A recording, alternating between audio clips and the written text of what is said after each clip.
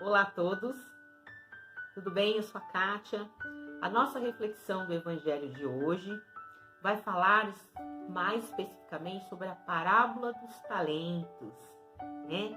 O nosso texto foi retirado do livro Olho Mágico, do José Carlos de Luca, e fala especificamente sobre as nossas ações, sobre frente aos nossos sonhos, que não basta sonhar, temos que colocar em prática, porque esse sonho pode virar pesadelo, porque o sofrimento de não fazer, às vezes, é muito maior do que o sofrimento de não conseguirmos concretizar estes sonhos, tá? Então, para a gente começar, vamos falar um pouquinho, vamos fazer uma reflexão aqui sobre essa parábola e o que essa parábola diz. Um homem, ela fala mais ou menos assim, um homem pretendendo viajar para longe, chamou os seus empregados, confiou-lhe os seus bens. A um deu 5 talentos, a outro deu 2 talentos e a outro deu apenas 1. Tendo ele partido, o empregado que recebeu os 5 talentos negociou com ele e conseguiu outros 5. Da mesma forma, o que recebeu 2 conseguiu mais 2. Mas o que recebeu 1 cavou um buraco na terra e enterrou o talento, escondendo-o. Muito tempo depois, voltou o patrão e pediu aos empregados a administração desses talentos. Aproximou-se, recebeu 5, trouxe-lhe outros 5. Agradou muito ao seu senhor. Depois se aproximou o outro que tinha recebido 2, tendo apresentado outros 2, para a alegria do patrão. Finalmente, o que tinha recebido 1, disse ao patrão: Senhor, fiquei com medo de perder o seu talento e escondi-o na terra. Ei-lo de volta. O patrão disse: empregado mau, preguiçoso, devia pelo menos ter dado o meu dinheiro ao banqueiro, para que eu recebesse os juros. Tire-lhe o talento, para que eu o dê ao que tem 10 talentos. Lançai o servo inútil às trevas. Ali haverá choro e ranger de dentes. Bom, essa parábola, ela diz muito daquilo que eu falei no início aqui, né? Com raras exceções, quase todos nós nos assemelhamos à ação desse servo mau a que se referiu Jesus nessa parábola.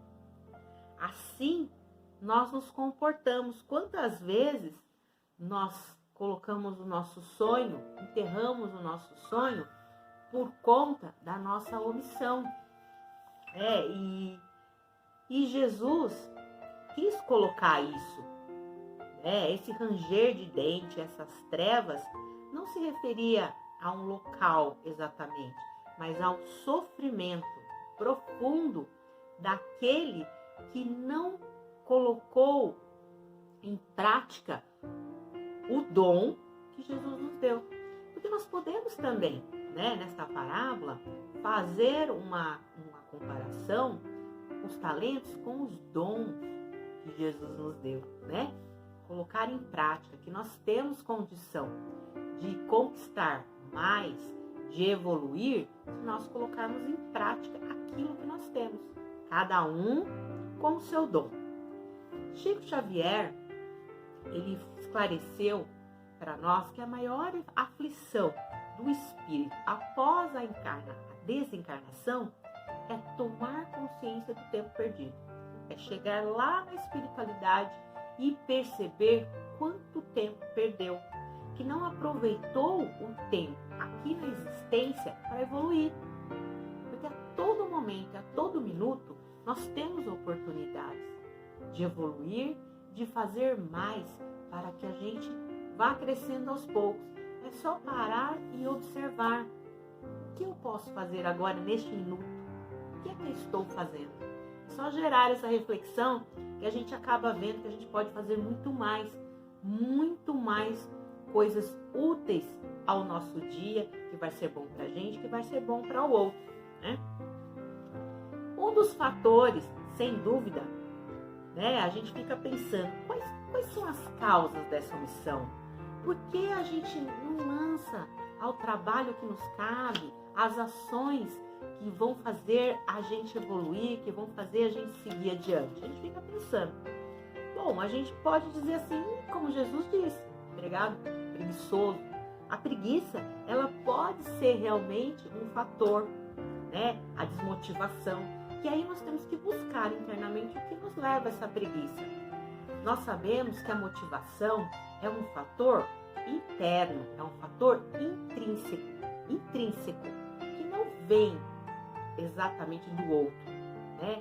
Eu não deixo de fazer alguma coisa por causa de uma pessoa da família, ou por causa do meu marido, do meu chefe, do meu filho.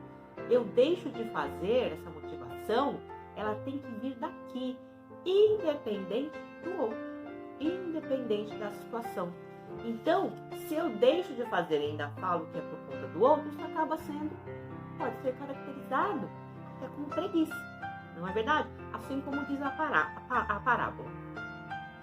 Benjamin Franklin, né, ele disse, uma frase aqui que eu peguei, a preguiça caminha tão lentamente que é sempre alcançada pela pobreza, né? A pobreza no sentido do fracasso. Por quê? Falar reclamando sobre os resultados é fácil, né? Reclamar não vai te trazer os resultados, os benefícios daquilo que você precisa. Basta ver em relação ao nosso corpo. Muitas pessoas reclamam que estão precisando melhorar a saúde, que precisam administrar o peso, alguns indicadores de saúde, como triglicérides, como hipertensão, a própria obesidade, mas não mudam esse comportamento, né? Não criam hábitos mais saudáveis. Até falando do nosso corpo. Então, a gente precisa de atitude para poder melhorar. Não só falar, começo na segunda, não só falar, no mês que vem. Enquanto isso, o tempo vai passando. E aí, as consequências daquilo que você precisa melhorar, falando fisicamente, vão ficando mais distantes. Nós sabemos que, falando do nosso corpo físico, muitas coisas envolvem essa mudança de comportamento, né? Mas primeiro envolve a nossa vontade e a nossa motivação. O primeiro passo é a gente que tem que dar. Os outros fatores, eles vão nos envolvendo, nos auxiliando ou atrapalhando. Porém, o primeiro passo é nosso, né? E a gente sabe que a atividade intelectual regular faz com que os neurônios estejam sempre se renovando, gerando benefícios preciosos para a saúde como um todo. Então, o nosso corpo e a nossa mente que precisa. Toda vez que a gente aprende algo novo, a nossa mente se exercita. Toda vez, coisas simples do dia a dia, como você dar desafios para o seu corpo. Se você levar sempre a sua vida no automático, a sua mente não se exercita. Um simples fato de você estar acostumado a fazer algo com a sua mão direita e trocar para a mão esquerda, você já está fazendo o seu cérebro se desenvolver, já está ativando. O simples fato de você mudar um caminho que você faz sempre, você já está dando um desafio para o seu cérebro. Você aprender um novo idioma, fazer um curso de algo que você não está acostumado, você está dando uma motivação para o seu cérebro, um estímulo para que você desenvolva o seu cérebro. Então, você desenvolve a parte física e a parte intelectual. Isso é uma forma também de nós sairmos dessa rotina. A Bíblia, né, afirma que Deus nos manda ganhar o pão com o suor do nosso rosto.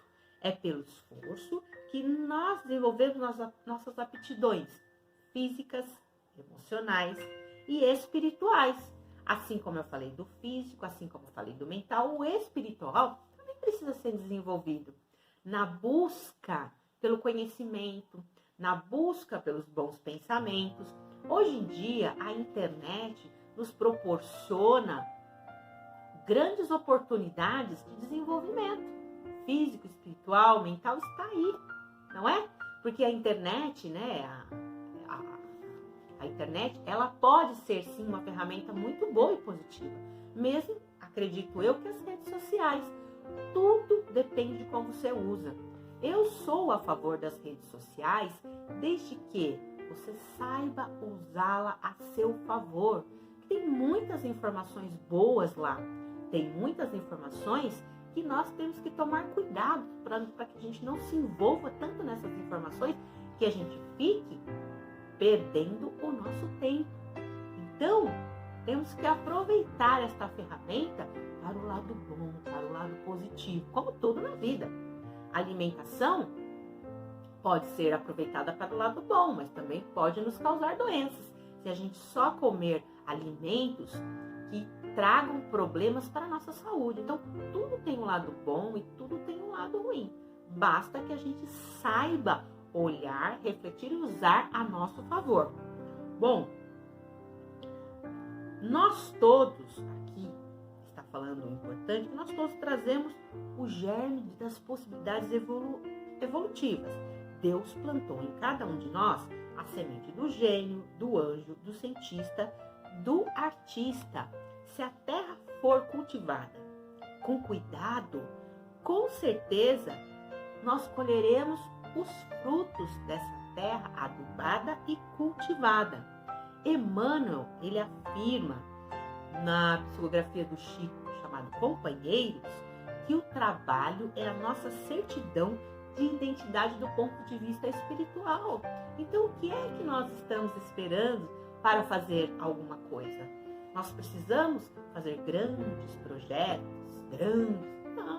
não necessariamente. Faz um pouquinho, é um grãozinho de areia que vai colaborar. Quantos nós somos nesse planeta? Se cada um de nós fizer a sua parte, não é verdade? Nós estamos colaborando com a gente, com o próximo também, né? Isso é muito importante. Estamos lembrando também em relação aos nossos filhos. Muitos pais deixam, tiveram muitos desafios para chegar onde estão, não permitem que seus filhos passem por esses desafios. É importante esses pais refletirem sobre isso. A gente escuta muitos pais falarem que não gostariam que os filhos passassem por isso, porque eu sei que o sofrimento é grande, não é? Mas o sofrimento e o desafio faz evoluir. Então, é importante que os pais entendam que o filho, ele precisa passar por aquilo para que ele depure, para que ele evolua, para que ele amadureça. Às vezes, o fator proteger demais não permite que aquele filho se torne um adulto mais responsável, porque tem tudo muito fácil. Então, pensem a respeito disso, tá, gente? Bom, eu tenho aqui um texto que fala de um palestrante, né? Que um palestrante foi fazer uma palestra para 100 jovens em fase pré-vestibular. E ele fez uma pergunta a eles: qual era o maior sonho que tinham na vida? Onde queriam chegar na fase adulta? Eles responderam, na sua grande maioria, que tinham por meta a aposentadoria. Ou seja, meu Deus, né? Todos candidatos ao ócio, ao choro e ao ranger de dentes, citado no Evangelho. Hoje em dia, os jovens, eles, além do imediatismo, né? Já sou de uma época um pouco mais antiga, então os jovens, eles são muito imediatistas. E realmente, eles não querem muito esforço. Eles querem as coisas um pouco mais rápidas por conta desse imediatismo. Eles querem tudo com mais facilidade. Então, cabe aos pais também dar esses estímulos, não tão fáceis, principalmente quando se é criança. Já vai educando assim, porque os adolescentes são consequências, muitas vezes, dessa educação que foi dada com muita facilidade. A criança chora, o pai já dá lá o celular para ele. Depois, quando ele vai crescendo, não adianta você querer tirar esse hábito se você já deu para essa criança quando era pequena. Bom, fica também uma reflexão neste momento aí. E aí, a gente fala assim, na parábola de Jesus, o empregado preguiçoso, ele justificou perante o patrão que não multiplicou por medo de perdê-lo, né? Quantas vezes nos deixamos de lançar ao trabalho com medo do fracasso? E a gente fica perguntando assim, mas e se não der certo? E se eu perder? E se ninguém comprar? E se ninguém gostar? E se eu der vexame? E se ninguém for? E se eu for à falência? E se ele disser não? E se rirem de mim? E se? São vários e se, né? É provável que a gente venha enterrar o nosso talento por causa desse se. É claro que, na verdade, o medo maior é o medo de sofrer. Mas muitas vezes a gente não arrisca por conta disso. Mas, curiosamente, não agir é sofrer. É isso que precisamos compreender e inverter isso.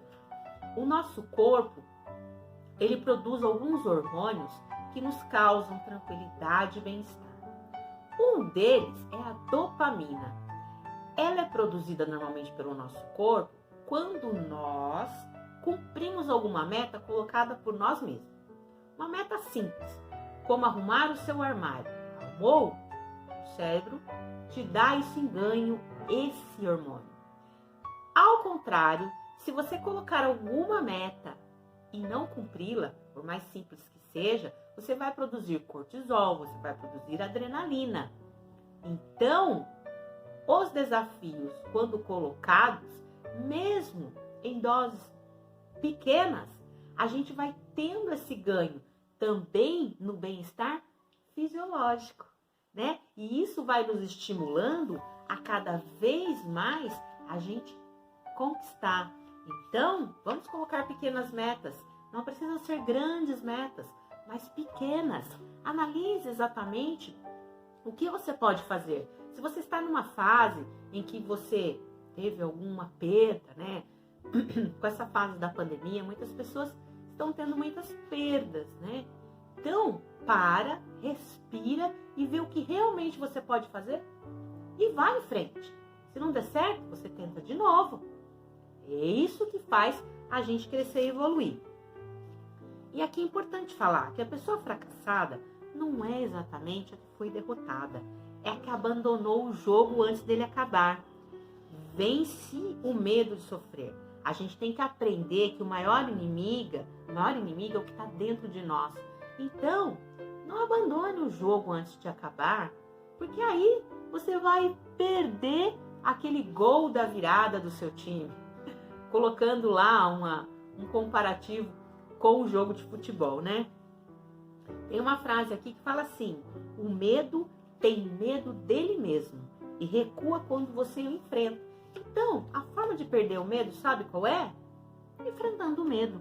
Não tem outra forma. Se você tem algum medo, vai lá e enfrenta. Às vezes não é tão difícil assim, né? O maior medo, às vezes, é de não tentar, tá certo? Pessoas felizes não são aquelas que jamais enfrentam suas derrotas ou decepções. São aquelas que perdem a confiança em si próprias, quando tudo parecia perdido. Elas nunca entregam os pontos, mesmo que extenuadas pelas dificuldades, pois continuam agindo em busca de novos caminhos, de dias melhores. Tem uma música que fala muito bem sobre isso. Ela é uma música que fala de esperança, né? Do Geraldo Vandré. Vem, vamos embora. Quem quer esperar não é saber. Quem sabe faz a hora, não espera acontecer. Eu acredito que seja isso. Não espere acontecer. Faça você um futuro melhor. Não importa o que aconteceu, deixa para trás, né? O importante não é exatamente o passado, é viver o presente e fazer um novo futuro. Obrigado a todos. Espero que tenham gostado dessa reflexão. Até uma próxima. Obrigada. Tchau, tchau. Fiquem com Deus.